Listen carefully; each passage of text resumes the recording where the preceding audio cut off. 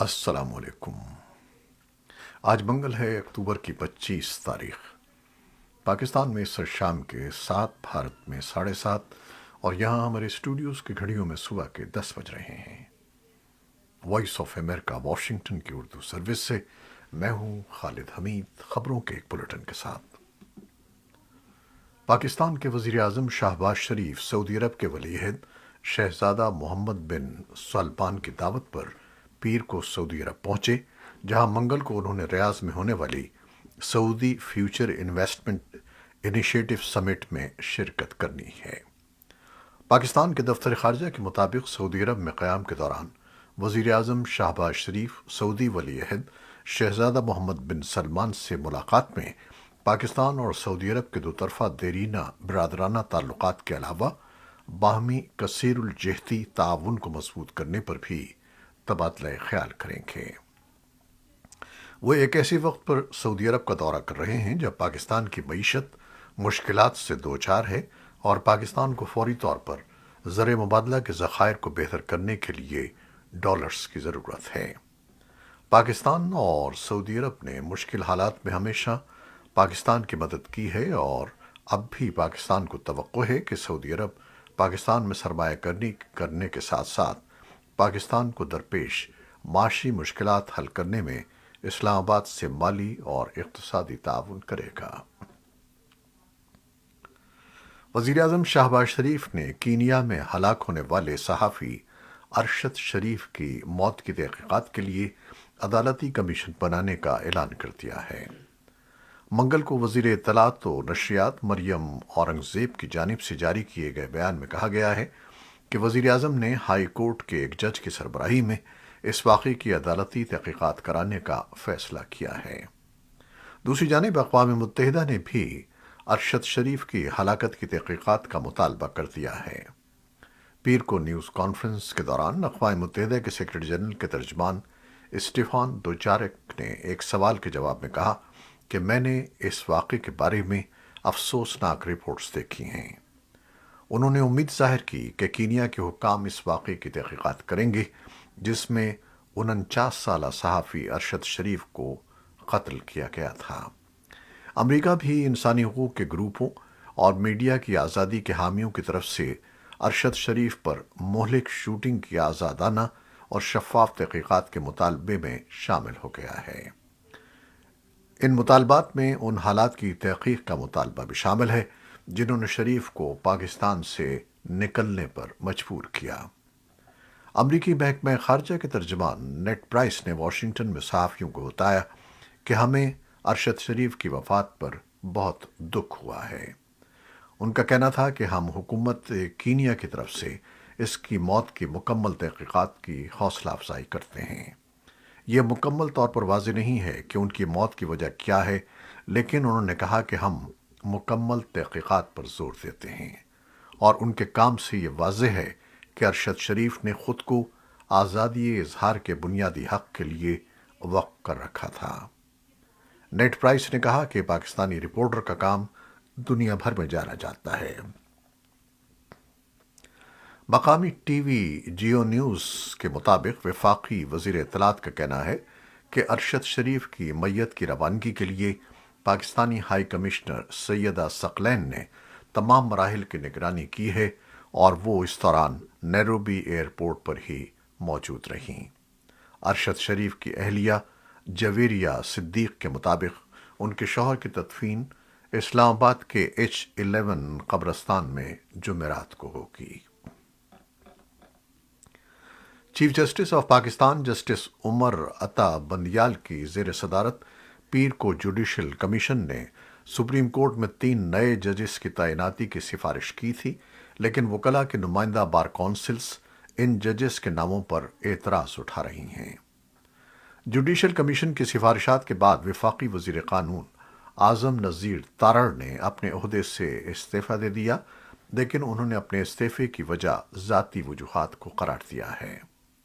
تاہم انگریزی اخبار ایکسپریس ٹریبیون نے مستعفی وفاقی وزیر قانون کے ایک قریبی ساتھی وکیل کا حوالہ دیتے ہوئے دعویٰ کیا ہے کہ اعظم تارڑ نے اگرچہ چیف جسٹس عمر عطا بندیال کی طرف سے منظور کردہ ناموں کی حکومتی ایما پر حمایت کی تھی، تاہم وہ ان نامزدگیوں پر خوش نہیں تھے۔ رشی سناک آج منگل 25 اکتوبر کو برطانیہ کے وزیر اعظم بن گئے ہیں۔ ان کی پیشرو لز ٹرس نے وزارت عظمیٰ کے عہدے سے استعفی دے دیا ہے۔ ٹرس نے بکنگم پیلس جانے سے قبل 10 ڈاؤننگ اسٹریٹ کے باہر مختصر گفتگو کی۔ انہوں نے باضابطہ طور پر بادشاہ چارلس سوم کو اپنا استعفی پیش کر دیا، جو سرکاری طور پر برطانوی وزیر اعظم کا تقرر کرتے ہیں۔ لز ٹرس کے استعفے کے بعد رشی سناک بادشاہ سے ملاقات کے لیے پہنچے۔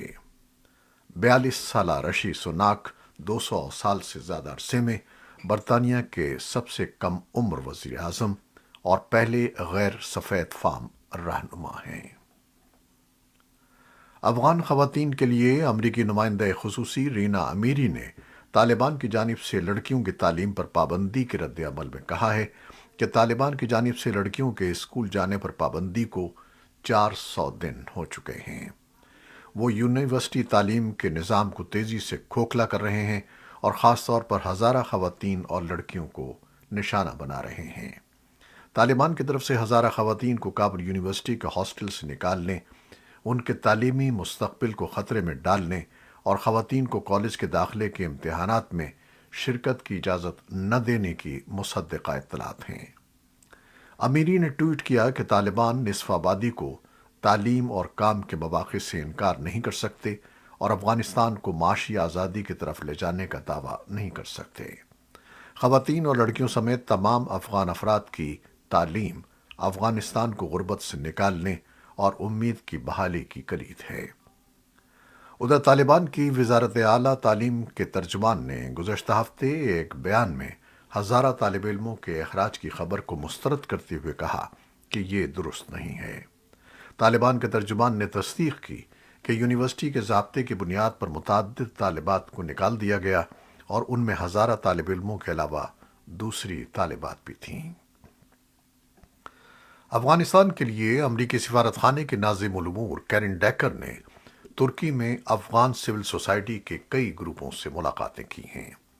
انہوں نے ٹویٹ کیا کہ ترکیہ میں وہ اور ان کی ٹیم متنوع افغان گروپوں کے ساتھ بات چیت کی منتظر ہیں۔ انہوں نے ٹویٹ کیا کہ وہ یہاں یہ جاننے کے لیے آئی ہیں کہ بیرون ملک مقیم افغان افراد افغانستان کے عوام سے کیسے مربوط ہیں۔ افغانستان کے لیے اقوام متحدہ کے خواتین کے دفتر کا کہنا ہے کہ سماجی سرگرمیوں سے افغان خواتین کو الگ رکھنے کا سلسلہ جاری ہے۔ انہوں نے کہا کہ گزشتہ سال سے خواتین صحافیوں کی صورتحال کے تناظر میں سماجی زندگی سے خواتین کی شمولیت کو ختم کرنے کی باقاعدہ کوششیں کی جا رہی ہیں۔ افغانستان کے لیے اقوام متحدہ کے خواتین کے دفتر نے سلسلہ وار ٹویٹس میں تفصیلات فراہم کی ہیں۔ سرکردہ کشمیری آزادی پسند لیڈر اور شیعہ عالم دین مولانا محمد عباس انصاری طویل علالت کے بعد منگل کو سری نگر میں انتقال کر گئے۔ وہ استصواب رائے کا مطالبہ کرنے والی کشمیری جماعتوں کے اتحاد کل جماعتی حریت کانفرنس کے شریک بانی اور سابق چیئرمین تھے۔ مولانا عباس کو 12 جولائی سن 2003 کو 2 سال کے لیے حریت کانفرنس کا چیئرمین منتخب کیا گیا تھا۔ یہ عہدہ سنبھالنے کے فوراً بعد انہوں نے بھارتی سیکورٹی فورسز اور کشمیری عسکریت پسندوں کے مابین جنگ بندی پر زور دیا تھا۔ انہوں نے یہ موقف اختیار کیا تھا کہ کشمیر پاکستان اور بھارت کے درمیان کوئی سرحدی تنازع نہیں ہے، بلکہ ایک انسانی مسئلہ ہے جسے بندوق سے نہیں بلکہ پرامن مذاکرات کے ذریعے حل کیا جا سکتا ہے۔ ان کے انتقال پر کشمیر کے دونوں حصوں میں سوگ منایا جا رہا ہے اور پاکستان سے بھی تعزیتی پیغامات جاری کیے جا رہے ہیں۔ انہیں منگل کے سپہر سری نگر کے علاقے میں واقع آبائی مقبرے بابا مزار میں سپرد خاک کر دیا گیا۔ ان کی تدفین میں ہزاروں لوگ شریک ہوئے، جبکہ وادی کشمیر کے کئی علاقوں میں کاروباری سرگرمیاں معطل ہیں۔ میانمار میں ایک گروپ کے ارکان اور ایک امدادی کارکن نے پیر کے روز کہا کہ ملک کی فوج کے فضائی حملوں میں 80 لوگ ہلاک ہو گئے ہیں، جن میں نسلی اقلیتی گروپ کی مرکزی سیاسی تنظیم کی سالگرہ کی ایک تقریب میں شرکت کرنے والے گلوکار اور موسیقار بھی شامل تھے۔ میانمار میں تشدد میں اضافے پر تبادلہ خیال کے لیے انڈونیشیا میں جنوب مشرقی ایشیائی وزرائے خارجہ کے خصوصی اجلاس سے 3 دن پہلے یہ حملہ ہوا ہے۔ فوجی حکومت کے اطلاعات کے دفتر نے پیر کی رات ایک بیان میں تصدیق کی کہ انڈیپینڈنس آرمی کی 9ویں بریگیڈ کے ہیڈ کوارٹرز پر یہ حملہ ہوا، جس میں کاچن گروپ کی طرف سے دہشت گردانہ کارروائیوں کے جواب میں ایک ضروری کارروائی کی گئی ہے۔ بیان میں اموات کی زیادہ تعداد کو افواہیں کہا گیا اور اس بات سے انکار کیا گیا کہ فوج نے کسی کانسرٹ پر بمباری کی تھی اور مرنے والوں میں گلوکار اور سامعین شامل تھے۔ میانمار میں اقوام متحدہ سمیت مغربی سفارت خانوں کے نمائندہ سفیروں نے ایک مشترکہ بیان جاری کیا، جس میں کہا گیا کہ حملہ فوجی حکومت کی جانب سے شہریوں کے تحفظ کی ذمہ داری اور انسانی ہمدردی کے بین الاقوامی قانون کے اصولوں اور ضابطوں کے احترام کو نظر انداز کرنے کی عکاسی کرتا ہے۔ بنگلہ دیش میں پیر کے روز سائیکلون سترانگ میں کم از کم 5 افراد ہلاک ہو گئے ہیں۔ حکام شدید بارش اور طوفان کے خوف سے سینکڑوں ہزاروں افراد کو طوفان کی زد سے بچانے کے لیے کوشاں ہیں۔ ملک کے ڈیزاسٹر مینجمنٹ کے وزیر انعم الرحمان نے پیر کے روز صحافیوں کو بتایا کہ حکومت کو طوفان سے پہلے تقریباً 2.5 لاکھ افراد کے انخلاء کی امید تھی۔ 2 علاقائی منتظمین نے ایجنسی فرانس پریس کو بتایا کہ کم از کم 2.5 لاکھ افراد کو ساحلی اضلاع سے پہلے دوپہر تک پناہ گاہوں میں منتقل کر دیا گیا تھا۔ یورپی کمیشن کی صدر ارسولا وان دیر لین نے منگل کو یوکرین کی تیز بحالی کی حمایت پر زور دیا، کیونکہ اسے شہری بنیادی ڈھانچے پر روسی افواج کے حملوں کا سامنا ہے۔ برلن میں یوکرین کی بحالی اور تعمیر نو پر بات کرنے کے لیے ایک کانفرنس سے خطاب کرتے ہوئے وان دیر لین نے کہا کہ روس واضح طور پر یوکرین کے شہریوں کو موسم سرما کے قریب آتے ہی پانی اور بجلی سے محروم کرنے کے لیے کام کر رہا ہے۔ انہوں نے کہا کہ اس طرح کے روسی حملے خالص دہشت گردی کی کارروائیاں ہیں۔ کانفرنس میں حکومتوں، تعلیمی اداروں اور بین الاقوامی تنظیموں کے نمائندے شامل ہیں۔ یوکرین کے وزیر خارجہ دیمیترو کولیبا اور امریکی وزیر خارجہ اینٹنی بلنکن نے پیر کو یوکرین کی فوجی امداد کی ضروریات کو پورا کرنے کے بارے میں بات کی۔ دونوں اطراف کے بیانات کے مطابق انہوں نے روس کی جانب سے یوکرین کے ڈرٹی بم استعمال کرنے کی تیاری کے دعووں کے درمیان یوکرین کے لیے امریکی حمایت پر بھی تبادلہ خیال کیا۔ اس الزام کو یوکرین اور اس کے اتحادیوں نے مسترد کر دیا ہے۔ سفارتکاروں نے کہا کہ روس نے اقوام متحدہ کی سلامتی کونسل میں اپنے ہم منصبوں کو بتایا ہے کہ وہ منگل کو 15 رکنی کونسل کے اجلاس کے دوران اس معاملے کو اٹھائے گا۔ اقوام متحدہ میں روس کے سفیر ویزلی نیبنزیا نے پیر کو دیر گئے اقوام متحدہ کے سیکریٹری جنرل اینٹونیو گوتریس اور سلامتی کونسل کو ایک خط بھیجا، جسے وائس آف امریکہ نے بھی دیکھا ہے، اور اس خط میں کہا گیا ہے کہ روس کیف حکومت کی جانب سے گندے بم کے استعمال کو جوہری دہشت گردی کے طور پر دیکھے گا۔ یوکرین نے ماسکو کے ان الزامات کی سختی سے تردید کی ہے کہ وہ اپنی سرزمین پر ایک ڈرٹی بم کو استعمال کرنے کی منصوبہ بندی کر رہا ہے، اور اس نے روس پر الزام لگایا ہے کہ وہ یوکرین میں کشیدگی میں اضافے کے لیے جوہری مواد سے لیس بم کے خطرے کو استعمال کرنے کی سازش کر رہا ہے۔ امریکی محکمہ خارجہ کے ترجمان نیٹ پرائس نے پیر کو خبردار کیا کہ اگر روس نے ڈرٹی بم یا کوئی اور جوہری ہتھیار استعمال کیا تو اس کے سنگین نتائج ہوں گے۔